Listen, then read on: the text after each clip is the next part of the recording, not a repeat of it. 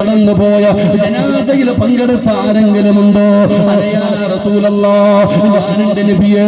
നബി തങ്ങളെ ചോദിച്ചു, ഇന്ന് രോഗസന്ദർശനം നടത്തിയ ആരെങ്കിലുമുണ്ടോ? ഞാനുണ്ട് നബിയെ. ഇന്ന് സദഖ കൊടുത്ത ആരെങ്കിലുമുണ്ടോ? ഞാനുണ്ട് നബിയെ. എന്ത് ചോദിച്ചാലും അബൂബക്കറാണ് ചാടി എഴുന്നേക്കാറ്. അബൂബക്കർ ഒന്നാമനാണ്. അതുകൊണ്ട് ഒരിക്കലെങ്കിലും എനിക്കൊന്ന് പരാജയപ്പെടുത്തണം.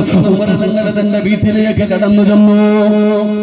എന്തു ചോദിച്ചാലും മഹാനായ സയ്യിദുന അബൂബക്കർ സിദ്ദീഖ് റളിയല്ലാഹു തആല അൻഹു ഒന്നാമനാ.